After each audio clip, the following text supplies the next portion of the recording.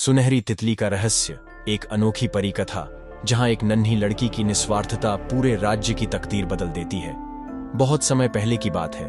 चंद्रपुर नाम के एक सुंदर गांव में अमायरा नाम की एक नन्ही लड़की रहती थी। वह बहुत जिज्ञासु और बहादुर थी।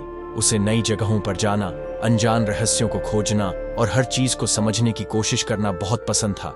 गांव के बुजुर्गों के अनुसार जंगल के उस पार एक सुनहरी तितली रहती थी जो सिर्फ सच्चे दिल वाले इंसान को ही दिखाई देती थी। लेकिन तितली को देखने के बाद उसे पाने की एक शर्त थी। जो भी उस तितली को देख ले उसे अपनी सबसे अनमोल चीज की कुर्बानी देनी होगी, तभी उसे कोई बड़ा इनाम मिलेगा।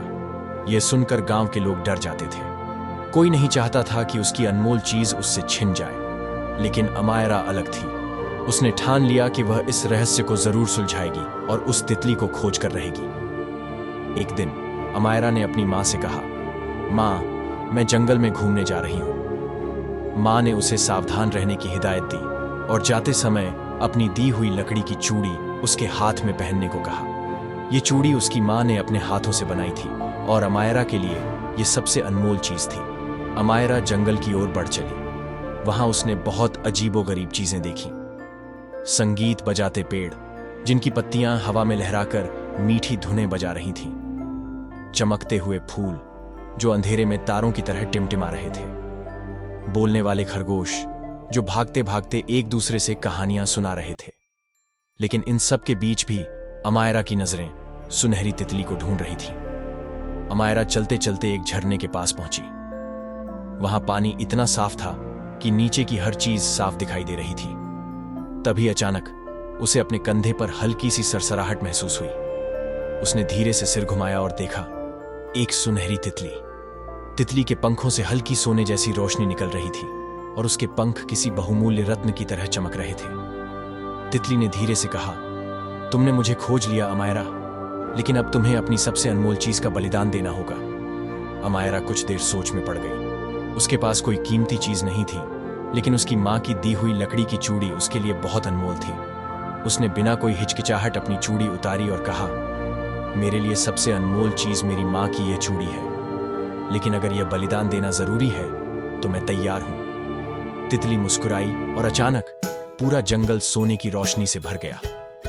चारों तरफ हवा में फूल उड़ने लगे। तितली ने अपने पंखों को जोर से हिलाया और तभी एक करिश्मा हुआ। गांव के सूखे खेतों में हरियाली छा गई। सबके घरों में मिठाइयां और अनाज आ गया। गरीबों के चेहरे खुशी से खिल उठे। गांव में यह खबर आग की तरह फैल गई कि अमायरा ने सुनहरी तितली को देखा और उसकी कृपा से पूरा गांव खुशहाल हो गया। जब अमायरा ने अपने हाथ की ओर देखा तो उसकी मां की वही लकड़ी की चूड़ी अब सोने में बदल चुकी थी। जब राजा को यह बात पता चली तो उन्होंने अमायरा को अपने महल में बुलाया। अमायरा ने राजा को पूरी कहानी सुनाई, कैसे उसने जंगल में तितली को देखा और अपनी अनमोल चीज की कुर्बानी दी। राजा ने उसकी बहादुरी और निस्वार्थता से प्रभावित होकर घोषणा की, अमायरा केवल इस गांव की नहीं बल्कि पूरे राज्य की नायिका है। आज से उसे दयालु राजकुमारी का दर्जा दिया जाता है। उस दिन के बाद से चंद्रपुर राज्य हमेशा समृद्ध और खुशहाल बना रहा। कुछ दिनों बाद अमायरा एक बार फिर उसी झरने के पास गई। वहां उसे फिर वही तितली दिखाई दी। तितली ने मुस्कुराते हुए कहा, असली जादू किसी तितली में नहीं बल्कि एक सच्चे और नेक दिल इंसान में होता है। अगर लोग निस्वार्थ होकर दूसरों की मदद करें तो वे खुद ही अपने भाग्य के रचयिता बन सकते हैं। अमायरा ने उसकी बात समझ ली और तितली को अलविदा कहा। और इस तरह एक छोटी लड़की की दयालुता ने पूरे राज्य की तकदीर बदल दी। कई साल बाद जब अमायरा बड़ी हो गई तो वह चंद्रपुर की सबसे बुद्धिमान और दयालु नेता बनी। उसने लोगों को सुनहरी तितली के रहस्य के बारे में बताया और सबको सिखाया कि सच्ची खुशी दूसरों की मदद करने में ही है। लोगों ने मिलकर चंद्रपुर को सबसे समृद्ध और खुशहाल राज्य बना दिया।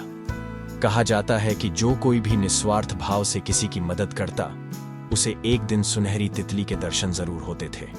और इस तरह सुनहरी तितली की कहानी हमेशा के लिए अमायरा और चंद्रपुर के लोगों की यादों में जीवित रही।